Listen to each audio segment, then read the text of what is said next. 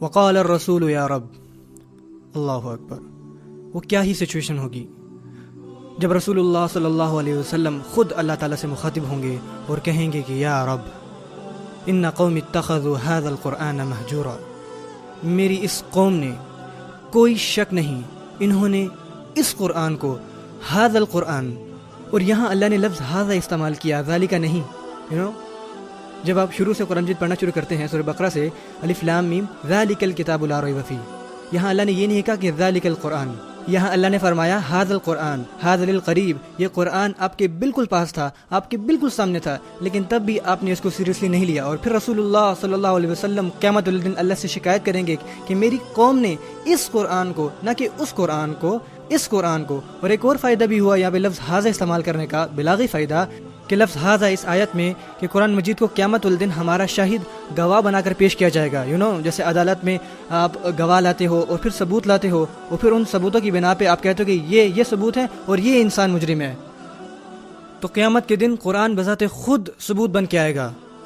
ہمارا مقدمہ پہلے ہی بہت برا ہوگا، اور پھر قرآن کو گواہ کے طور پہ، ثبوت کے طور پہ پیش کیا جائے گا، اور وکیل خود رسول اللہ صلی اللہ علیہ وسلم ہوں گے، اور وہ قرآن کی طرف اشارہ کر کے فرمائیں گے کہ ان لوگوں نے، میری اس قوم نے، انہوں نے قرآن کو مہجوراً کیا، انہوں نے اس کو مہجوراً لیا۔ حجر عربی زبان میں کہتے ہیں ترک شیئن، حجرتہ حجرن، یعنی ترکتہ، اغفلتہ، آپ نے کسی چیز کو سرے سے فراموش کر دیا، نظر انداز کر دیا، بہت پیچھے چھوڑ دیا۔ میرے خیال سے یہاں جو اردو بولنے والے بیٹھے ہیں ان کو ہجرت کا مطلب پتہ ہوگا، ٹو مائگریٹ سم تھنگ، کسی چیز کو چھوڑ کر چلے جانا۔ اس آیت میں متروکن نہیں کہا گیا، متروکن کا مطلب ہوتا ہے پیچھے چھوڑ دینا، مہجورن کا مطلب ہوتا ہے کہ بہت پیچھے چھوڑ دینا۔ انہوں نے قرآن کو صرف چھوڑا نہیں، انہوں نے قرآن کو بہت بہت پیچھے چھوڑ دیا، وہ اس کے قریب بھی نہیں تھے، انہوں نے اس سے کہیں بہت دور ہجرت کر لی۔ اور میں آج اپنے آپ کو اور آپ سب کو یہ یاد دہانی کروانا چاہتا ہوں کہ جو کردار قرآن ہم سے مانگتا ہے، اگر ہم اس سے بہت دور ہیں، وہ کردار ہمارے اندر نہیں ہے، یہاں تک کہ ہم اس کی تلاوت بھی کر رہے ہیں، تو یہ بھی قرآن سے ہجرت کی نشانی ہے۔ ہم ابھی بھی قرآن سے بہت دور ہیں، یعنی ہم اس کی تلاوت کرنے کے باوجود بھی اپنے کردار میں کوئی تبدیلی نہیں دیکھتے، تو ہم اس سے بہت دور جا رہے ہیں۔ اور یہ بنی اسرائیل کی خصوصیت تھی۔ اور سورہ فرقان قرآن کی 25ویں صورت ہے، زیادہ لمبی صورت نہیں ہے، جب آپ گھر جائیں تو آپ اس کی ٹرانسلیشن پڑھ سکتے ہیں، اور یہ ایک انتہائی خوبصورت صورت ہے قرآن مجید کی۔ اور اس کے آخر میں پورا کا پورا لکھا ہے کہ مسلمان کا کیسا کردار ہونا چاہیے، مسلمانوں کی شخصیت کو کیسا ہونا چاہیے۔ اور یہ تب کیوں کہا گیا جب رسول اللہ صلی اللہ علیہ وسلم نے شکایت کی کہ لوگوں نے قرآن کو چھوڑ دیا ہے، کیونکہ جو انسان قرآن کو نہیں چھوڑتا اس کی شخصیت دوسری قسم کی ہوتی ہے، ان کی شخصیت، ان کے کردار الگ ہوتے ہیں، ان کے اعمال کچھ اور ہوتے ہیں، حتیٰ کہ وہ کس کے ساتھ رہتے ہیں وہ بھی مختلف لوگ ہوتے ہیں۔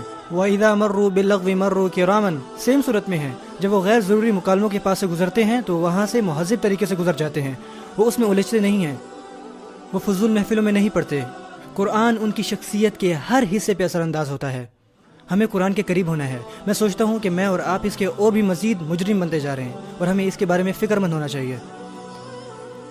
ایک دفعہ گھر پہ میری بیٹی قرآن مجید پڑھ رہی تھی، اور وہ سیم یہ آیت پڑھتی ہے، اور میں اس کی تجوید چیک کر رہا تھا، اور اس نے جب یہ آیت پڑھی تو میں رونے لگ گیا۔ تو وہ مجھ سے پوچھتے کہ اب آپ کیوں رو رہے ہیں؟ میں نے کہا کیونکہ جو اللہ نے یہاں فرمایا ہے۔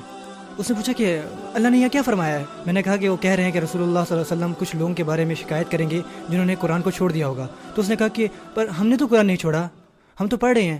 اور میں نے کہا کہ بیٹا اگر یہ صرف پڑھنے کے بارے میں ہوتا تو زیادہ آسان ہوتا، یہ صرف پڑھنے کے بارے میں نہیں ہے، ہمیں اس کتاب سے محبت ہونی چاہیے۔ کیا ہم یہ ثابت کر سکتے ہیں کہ ہم اس قرآن سے زیادہ محبت کرتے ہیں اس نئی مووی کے مقابلے میں جو آتی ہے، یا کسی ویڈیو گیم کے مقابلے میں؟ کیا ہم اس کے ساتھ زیادہ وقت گزارتے ہیں؟ کیا ہم ایسا بننا چاہتے ہیں کہ جیسے یہ قرآن ہمیں بننے کو کہتا ہے؟ لڑکے اس طرح مضبوط پہاڑ کی طرح دکھنا چاہتے ہیں جیسا وہ ان تصویروں میں دیکھتے ہیں، اور لڑکیاں کسی اور کی طرح دکھنا چاہتی ہیں، لوگ ایک دوسرے کی طرح پیسہ کمانا چاہتے ہیں، لوگ ان کو آئیڈلائز کرتے ہیں، لیکن کون آپ صلی اللہ علیہ وسلم کی سنتوں پہ عمل کرنا چاہتا ہے، جن کی زندگی ہمارے لیے ایک بہترین مثال ہے۔ آج کا ہر نوجوان سونے سے پہلے یہی سوچتا ہے کہ یار کاش کہ میرے پاس 6 پیکس ہوتے، اور یہ کبھی کوئی نہیں کہتا کہ یار کاش کہ میرے پاس زیادہ سنتی ہوتی آپ صلی اللہ علیہ وسلم کی۔ کون ایسا کہتا ہے؟ اور کیسے ہم اس کو نہیں چھوڑے؟ ہمیں ایسے لوگوں جیسا ہونا چاہیے جو قرآن کی طرف واپس آتے ہیں۔ سیریسلی اللہ ہمیں اس کتاب سے محبت کرنے والا بنائے، اور اسے ہماری زندگی کا ایک بڑا حصہ بنائے، تاکہ اس کتاب کی برکت سے ہر چیز ہماری زندگی میں رحمت لائے۔ اللہ مسلمانوں کو اس کتاب کو سمجھنے کی توفیق دے جیسا کہ سمجھنے کا حق ہے، اور اللہ آپ کو بہتر والدین بننے کی توفیق دے جو اس کتاب سے محبت کرتے، اسے سمجھتے، بلکہ اپنے بچوں کو یہ پڑھانے کی صلاحیت رکھتے ہیں تاکہ آپ کے بچے قیامت کے دن آپ کے حق میں گواہی دے سکیں۔ اللہ مسجدوں اور مدرسوں کو جہاں یہ بچے قرآن حفظ کرتے ہیں انہیں نہ صرف یہ حفظ کروانے بلکہ انہیں اس کا ہر لفظ سمجھانے میں بھی مدد کرے، اور اس کے ساتھ زندگی گزارنے اور نماز میں نہ صرف اپنی زبانوں سے بلکہ اپنے دل سے پڑھنے کی توفیق عطا فرمائے۔ اللہ ہمیں ان لوگوں میں سے بنائے جو واقعی قرآن کے ساتھ جیتے ہیں اور قرآن ان کے دل میں موجود رہتا ہے۔ بل ہوا آیات بینات فی صدور الذین اوتوا العلم، یہ آیات ہیں جو ان کے دلوں میں رہتی ہیں جنہیں علم عطا کیا جاتا ہے۔ اللہ ہمارے دلوں میں اسے پیوست کر دے۔ بارک اللہ لی ولکم فی القرآن الحکیم۔ والسلام علیکم ورحمۃ اللہ وبرکاتہ۔